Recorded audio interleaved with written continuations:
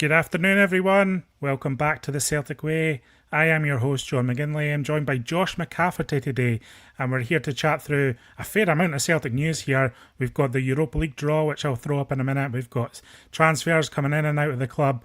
It's all happening, Josh. Before I get your thoughts and say hello to you, I am just going to throw up the draw immediately. So Celtic have been drawn against 8 teams in the league phase of the Europa League this season, and this is our opponents. At home, Celtic will play Roma, Braga, Sturm Graz and Utrecht. And away from home, Celtic will visit Feyenoord, Red Star Belgrade, Midtjylland and Bologna. Josh, hello, welcome. How are you feeling about the draw that Celtic have got from Monaco today? Yeah, I'm doing well, thanks, John. I think it's a very exciting draw. I think the 4 teams that Celtic are playing at home, I've never seen at Celtic Park before.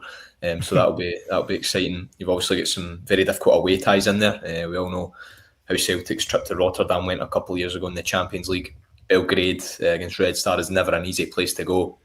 Bologna have a really good side, and Midtjylland should be an interesting trip as well. So I think it's somewhat of a favourable tie, but at the same time, the team does need strengthening before you go into these games if you want to really compete in the Europa League. I think 11 points was enough last season to secure a place in the top 24, and I think that's achievable if you strengthen the squad between now and the end of the window.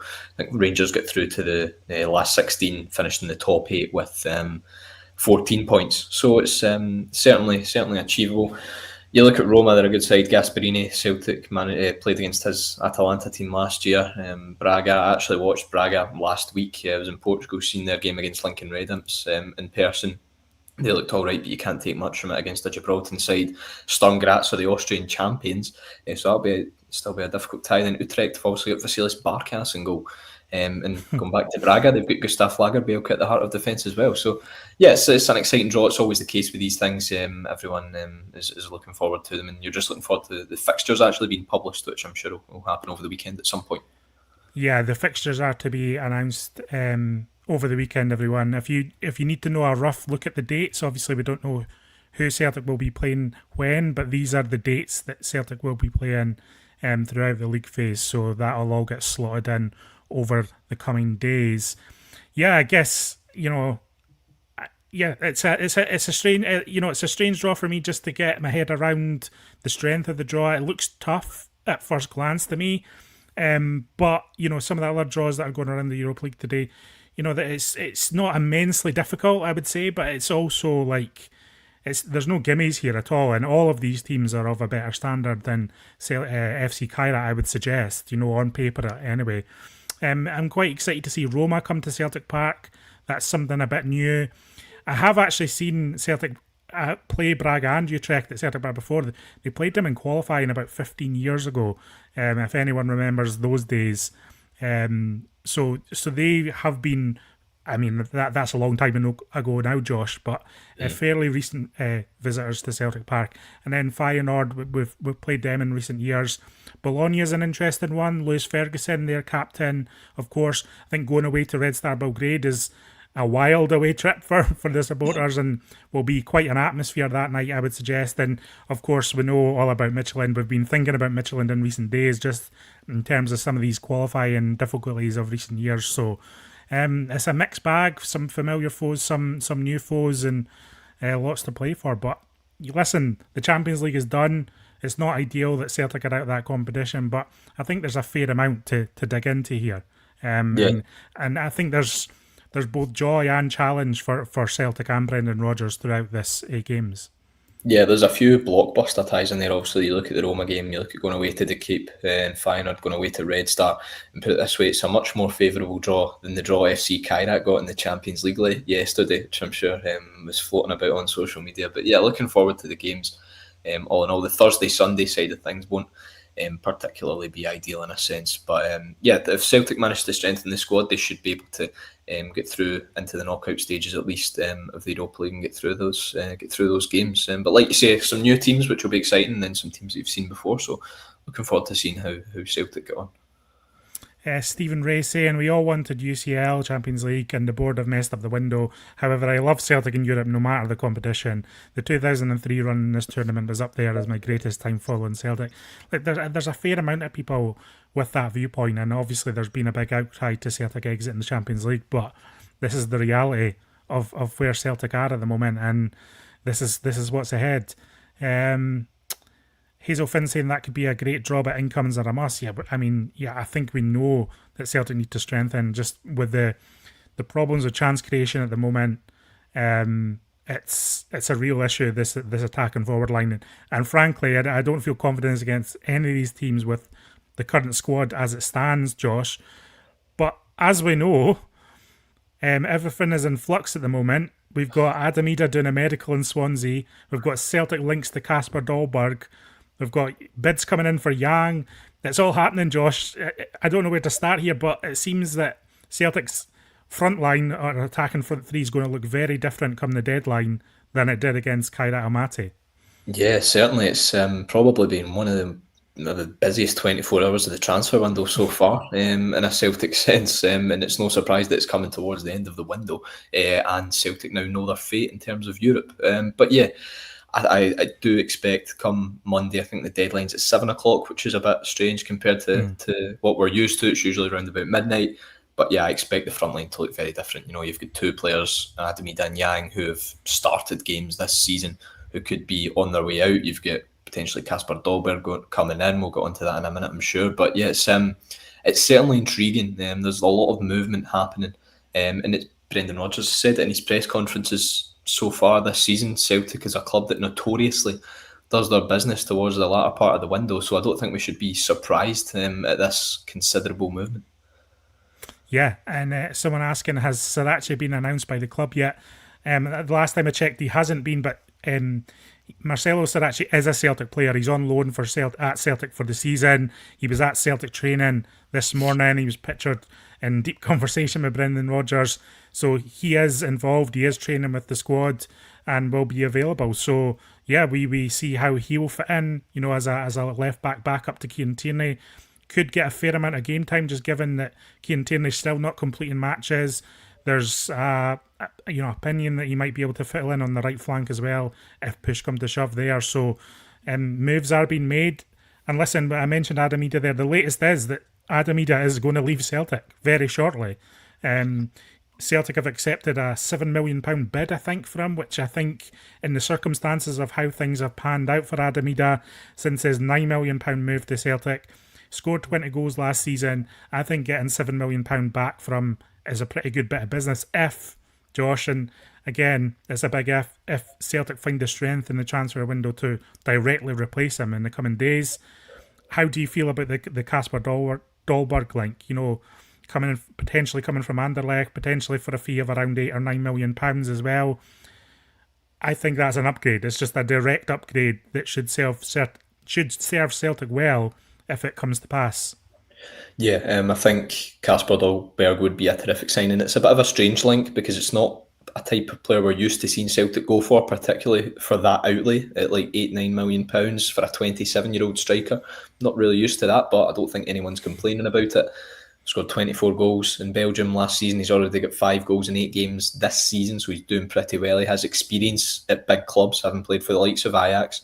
He's got 55 Denmark caps. Now, you don't get over 50 caps for a country like Denmark if you're not a good striker. So he has good European pedigree coming into his peak years, and I've got every confidence that Kasper Dolberg would come into Celtic and, like you say, be an instant upgrade on Adam Idah.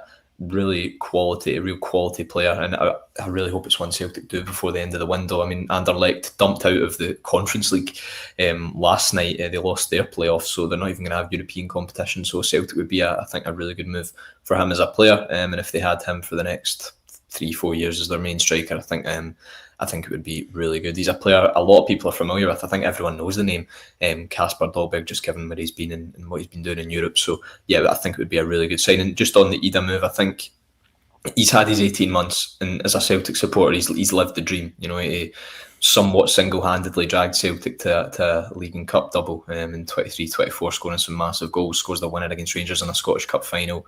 Scores 20 goals last season. Plays a crucial part in Celtic getting to the knockout stages of the Champions League for the first time in over a decade. That goal against Young Boys, got his brace at Villa Park against Aston Villa.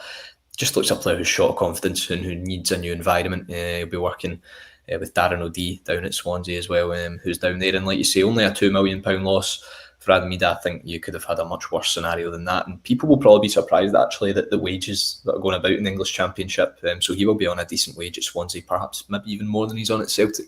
But yeah, I think if you got Idah out and Kasper Dolberg in before the end of the window, I think it would be a terrific bit of business. But as well as Balikwisha and Dolberg, I think you'd still need more reinforcements to that front line, especially if Yang departs.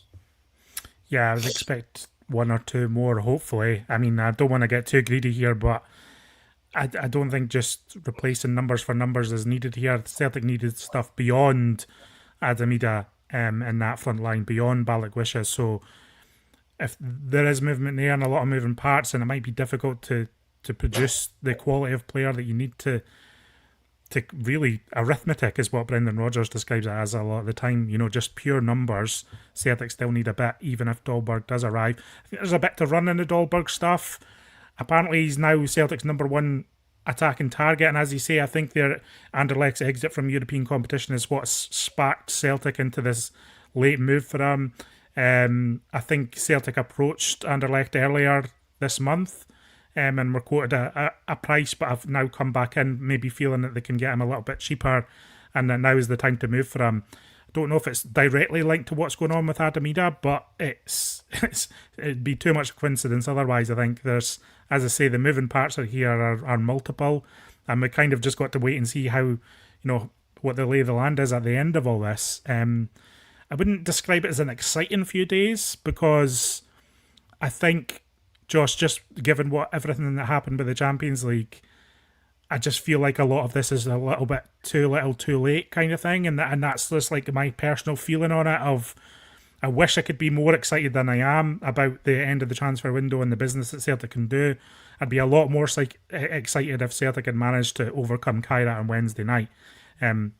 This is where we are, though, isn't it? This is it. Yeah. I think I said it on the briefing the other day, that any business Celtic do between now and the end of the window is too little too late, because it's the Champions League qualification is away. You can't change that now. But like you say, the Europa League is the reality, and that's what people at the club are moving on with. You can't dwell on the past, and you just need to make sure that this squad gets strengthened enough that it can maintain Celtic's dominance domestically and push on in the Europa League and get a run in the Europa League. And I think that's what they're trying to do with the signing of Dolberg. But like you say, it's difficult for the fans to get excited when that disaster happened midweek. But I think in terms of after the Europa League draw is made, it's a massive if Celtic can secure a win at Ibrox on Sunday, and they can sign the likes of Dolberg, maybe get another couple of attacking additions, I think the outlook going into the international break would be much more positive than what it was after Tuesday night's game, for example. But yeah, it's just the lay of the land at the minute, isn't it? Yeah, Craig Adams saying all the chat up until now has been we haven't replaced Kyogo. If Dolberg is the Kyogo replacement, who's going to be Idah's replacement? Yeah, and that's kind of what we mean. I mean, I think Dolberg does look far more like a penalty box striker than maybe Adam Idah is.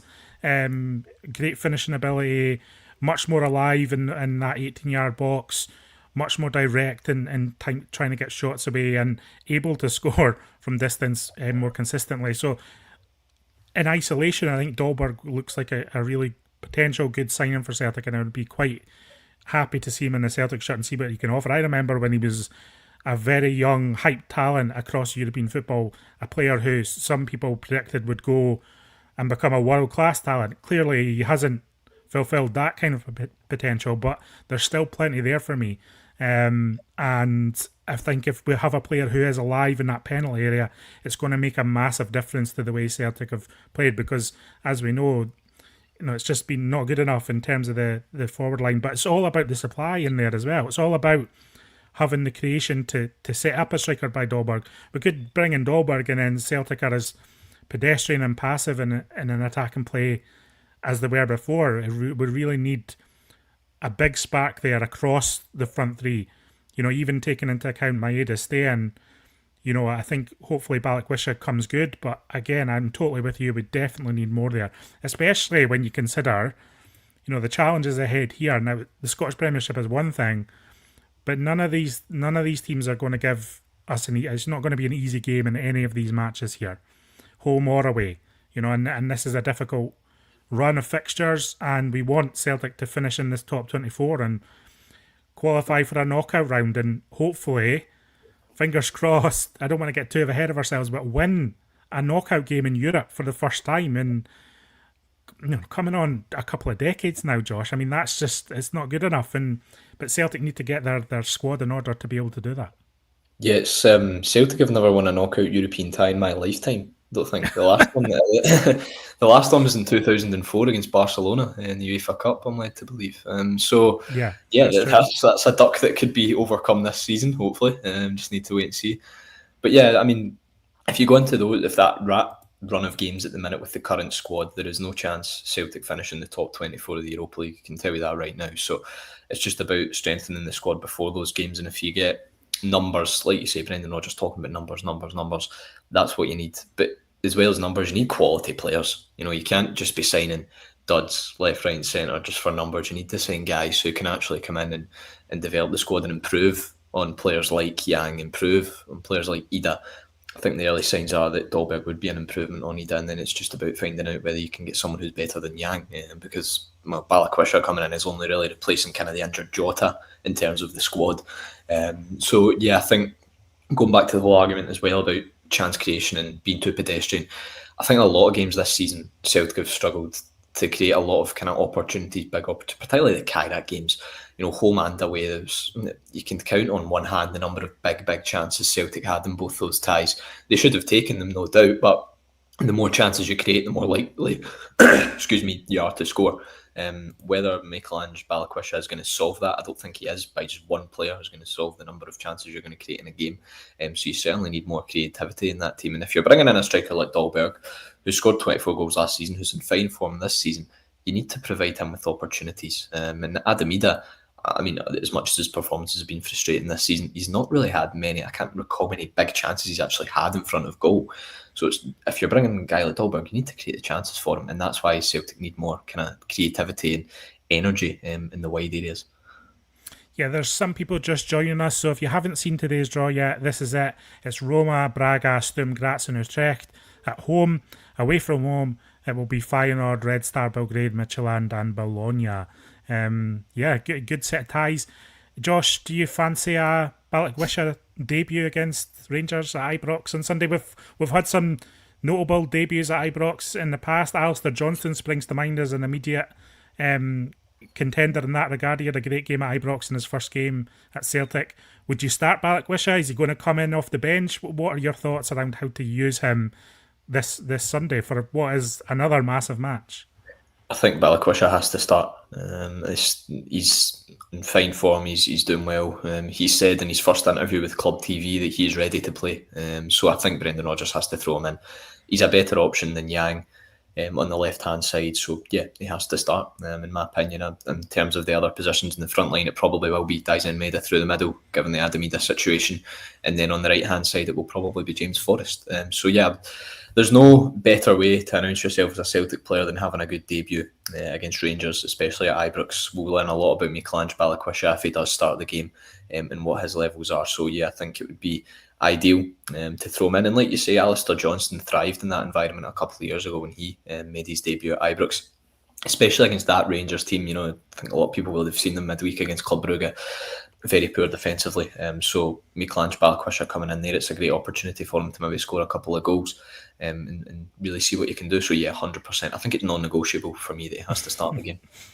Yeah. I guess we'll find out from Brendan Rodgers what his thoughts on it are. His press conference is due to kick off quite soon, and we'll obviously have all the latest news from that on celticway.co.uk regarding what Brendan Rodgers is saying, and obviously it all comes out on YouTube and stuff later on.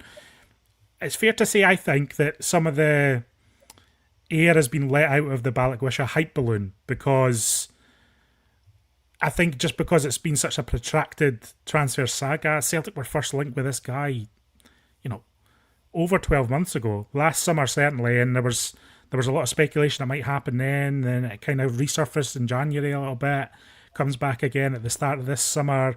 It just drags on and on and on. And I think in that context, sometimes fans can become familiar with a player and then immediately go, well, this guy's nothing new, so I'm not that excited about it. But what I would say about all that is I think there are signs that this guy can be the real deal for Celtic. If you want to know more about Balikwisha, you can go and check out Ryan's video that he published this morning with a Belgian football expert from the Belgian Football Podcast, just explaining what Balikwisha is all about. For me, what comes across is you can get a sense of what a player is from reading their statistics and reading their output, etc. But you need to speak to someone who's seen them play regularly to find out what they're really all about. And what shone through in Ryan's chat was that Balikwisha has a bit of personality about him, a bit of not arrogance, but certainly a lot of confidence. And I think that's exactly what Celtic fans need to see from Celtic's attacking force right now. They need that confidence. They need that, real ability to take a game by the scruff of the neck and look to make an impact. Yeah, you need the personality and you need the quality as well. And I think Michelangelo Balikwisha, he's won the Belgian top flight with Royal Antwerp a couple of years ago. He's played in all three UEFA competitions actually. He's played in the Conference, he's played in the Champions League and the Europa League. So he's got the experience, he's got the pedigree. He's a Belgian youth international as well. He spoke about playing with Arne Engels at that level a couple of years ago. So I think he certainly has that quality, and it's just about whether he's gonna fit in well. You're just hoping in a year's time you're not talking about Michelangelo Balikwisha leaving on a 1-year loan to some obscure team in Europe. I don't think it will be the case. I think he's going to be a really good signing for Celtic and a player who can score goals, get assists, and be a real asset at the top end of the park, because that's what Celtic's been crying out for in terms of wingers that are quality on the ball and can match that with goals and assists. Dyson Maeda, I think everyone would agree you get much more out of him when you play him through the middle. And if you do play him through the middle, the only other options you have are Yang, who, although he gives 100%, he puts himself out there, he never shies away. He's just not good enough to be a consistent starter for Celtic. James Forrest is getting on in years, can't really rely on him for 90 minutes. So Balikwisha really has to come in, and as much as you don't want to put too much pressure on a new signing, I think there is a bit of pressure on Balikwisha to come in here and do well, just because of the lack of options Celtic have. So it'll be really interesting to see how he gets on. And like you say, the personality, I think how he acts as a person, as a player, he never shies away. I think Sunday could be the ideal game for him to go in and really put himself out there. Yeah, Wazaboy kind of summing up what I was kind of getting at there. No excitement with Balikwisha signing and being dragged out for far too long, and I get that. But listen, I agree with Sugarman too. He's saying Balikwisha can be a fan's favourite or will be a fan's favourite. Two-footed, quick, can beat a player and not shy going back the way. He's just 24, so best years ahead of him.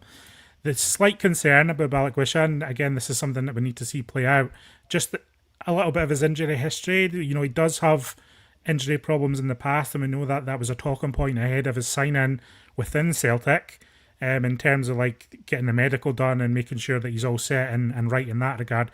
Obviously, they're happy with what they've seen in the medical and don't have any massive concerns, but hopefully he just can stay fit, because I said this the other day in the video, but Celtic really need this guy to be good. If Balikwisha is not a home run really this season, then Celtic's attack is in real trouble. So we need this guy to turn up and be good. And I guess that's a little bit of the pressure on his shoulders now as well, as you're kind of saying there too.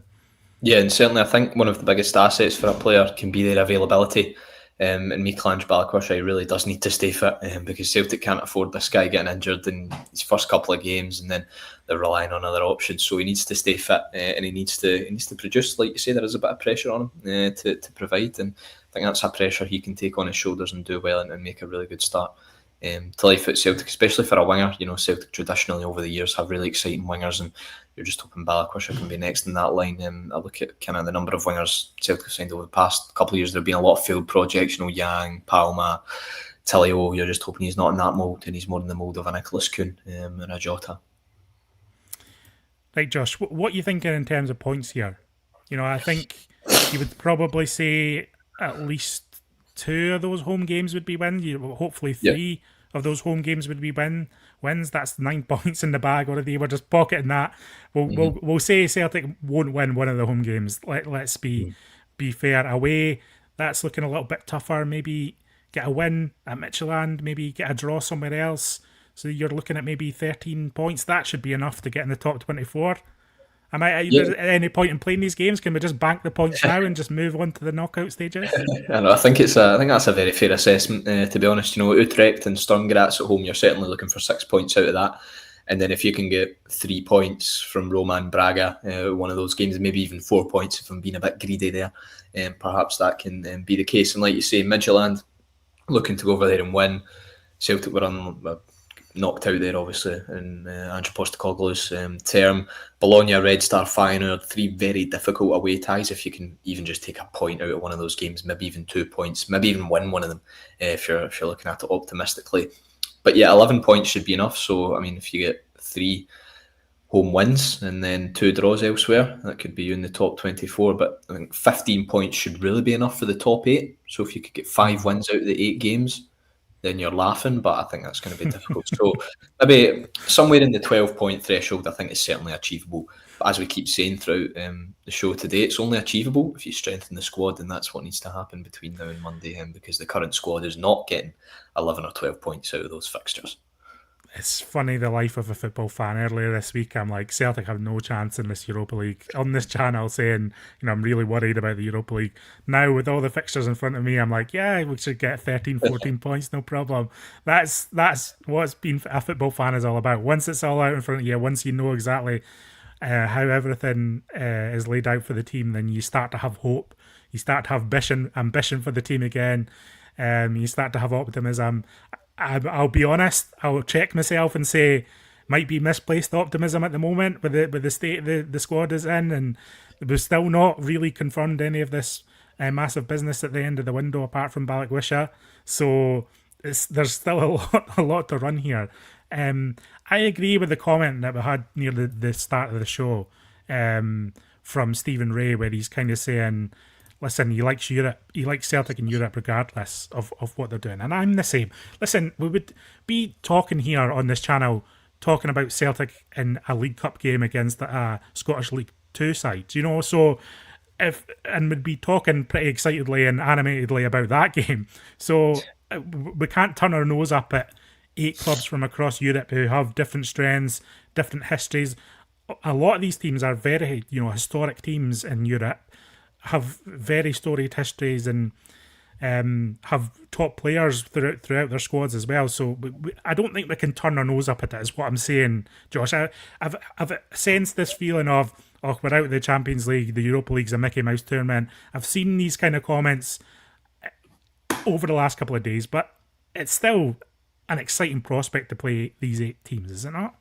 Yeah, 100%. I think that predominantly the whole kind of not taking the Europa League seriously was just kind of in the immediate aftermath of the Kairat loss, and I think people obviously are very frustrated.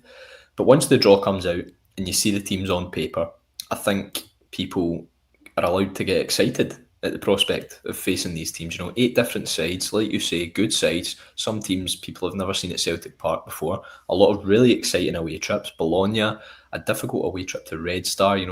Rotterdam will be a really good one for the supporters to go. So I think the only thing really missing from that draw for Celtic, to be honest, was getting one of the English sides, Villa or Nottingham Forest. That would have been an interesting prospect. But like you say, it's a competition that Celtic, if they strengthen well, they can go far in, certainly. I think Martin O'Neill always talks about when Celtic got knocked out of the Champions League playoff in 2002-2003 season. It sparked one of the greatest European runs, up there with some of the greatest European runs in the club's history, going to Seville, and so many people have great memories of that run. And that came off the back of a big disappointment in a Champions League playoff. So you just never know how it's going to go. But one thing Celtic do need to do, like we said earlier, if they're going to get this run that people want them to go on, is get over that duck and break the duck of winning a knockout tie. Whether that's a knockout round playoff, whether it's a last 16, they really need to do it sooner rather than later. The likes of Valencia, Zenit St. Petersburg, you had Bayern last season, Copenhagen have knocked Celtic out all in recent years. So you really need to get over that at some point. And the good thing about if you're wanting to run the Europa League, the good thing is there are no teams dropping down from the Champions League. So all the teams that are in the Europa League now are the teams that you could potentially face. And I think Roma are probably one of the best in there. Some other sides, Porto, are some of the big pot one sides. Other than that, I think Celtic would perhaps fancy their chances against a lot of sides in this tournament when they're up to strength with a good squad. So it's exciting. The Thursday, Sunday stuff is not ideal, but it's certainly a competition Celtic fans should be getting excited about. Some big teams coming to Celtic Park, teams you've never seen before, and I'm really excited actually to see how the team do in this, because I think when people talk about the Champions League, I've been speaking to other supporters, family, friends and things like that. When you're playing in the Champions League and you see how well Rangers do in the Europa League, a lot of people say, I'd really like to see how Celtic do in the Europa League and how they get on, and if they could get a deep run. Well, this is the opportunity. This is the perfect opportunity to see how they're going to do in the competition. And Brendan Rodgers, I think he navigated Leicester City to the semi-finals of one of the European competitions. So if he could do that this time around, well, that would be very welcome. Yeah, Gary Hobbs bringing me right back down to earth here, saying, Jesus, the last team we played, we couldn't score 180 minutes. They are a pair team, one game at a time for me. Gary, listen, you're right. You know, it is a one game at a time situation, and the first game that comes up immediately is Rangers at Ibrox on Sunday. So it's very much a one game at a time situation. I'm not going to let myself get too carried away here. I see the draw, I see all the teams, I see a slithering of glamour, and I'm right. I'm trying to grab onto it with both hands, but Gary is totally spot on, so I'm not going to disagree with that at all. Everyone, indulge me for a moment. We've got this offer running. It's £1 for 6 months of premium access to the Celtic Way. If you go in the Celtic Way right now, there's a full scouting report on Balagwisha. There's a real deep dive into the problems with Celtic's chance creation, all the underlying numbers and data regarding that. £1 for a full 6 months of access to articles like that, exclusive interviews, exclusive news, everything that we try to do that really supports the channel as well. The YouTube channel allows us to do more. So subscriptions are huge for the Celtic Way. £1 for 6 months of access. And listen, it's not even a big ask, because you get as well. You get a free Kieran Tierney art print through your door, no postage, £1, pay this for 6 months, get the art print, get it going. I'm going to fire in the link to the live chat at the moment, if I can find it.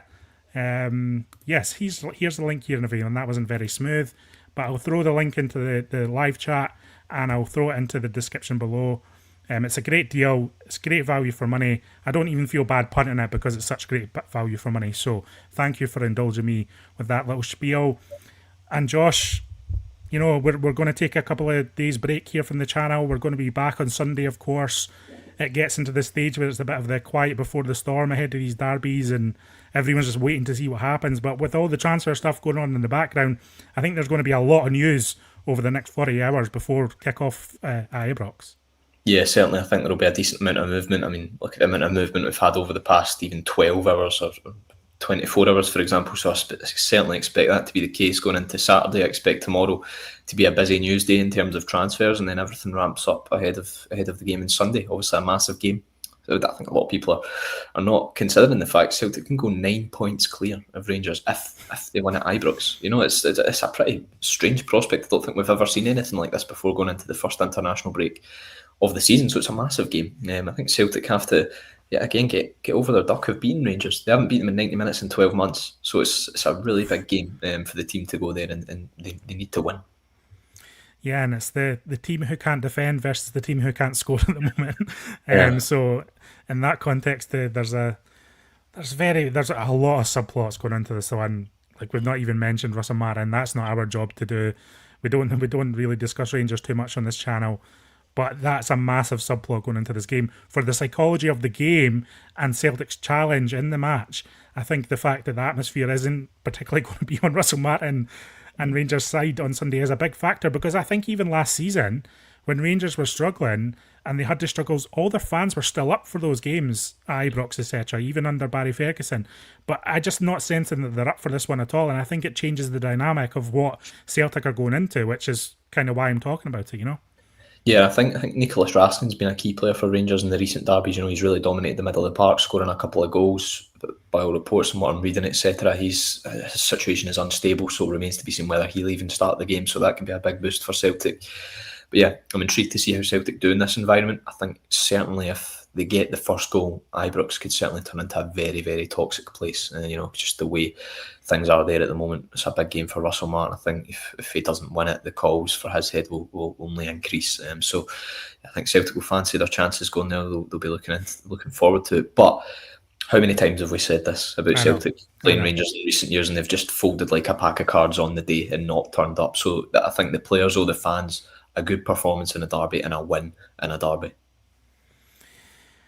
Yeah, Steve Waters coming in with some sobering chat. How do we address the structural issues at the club? Old men who keep making the same mistakes in terms of qualifying, player acquisition, setting targets. Sorry, guys, we need to talk about change. Listen, I agree, Steve. We have, I say we don't expect everyone to watch every single one of the videos we do, but we do talk about all this stuff in different types of videos. If it's a video with myself and Hamish where it's kind of the weekly show, we do get into the kind of the big picture topics. Today we're kind of just taking a look at the draw itself and the squad and what's ahead, the immediate challenges. So I appreciate your comments, Steve, and we do try to talk about all this. We had an article up with Duncan Smiley, the former chairman of Partick Thistle, who's standing as a trustee for the Celtic Trust shortly, next week I think that is, and he was talking about what he wants to do with the Celtic Trust and in terms of challenging and bringing a new conversation to the people in power at Celtic. So if you want some of that, you can go to celticway.co.uk. It should be still on the homepage for you to look there. You might have to scroll down a little bit, but we are trying to cover all of this. There's a lot going on at Celtic at the moment.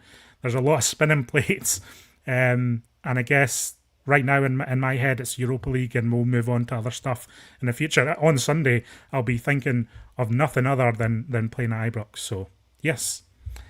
Josh, thank you for joining me today. Thanks everyone in the live chat for joining us too. Let us know what you think of Celtic's Europa League draw in the comments below.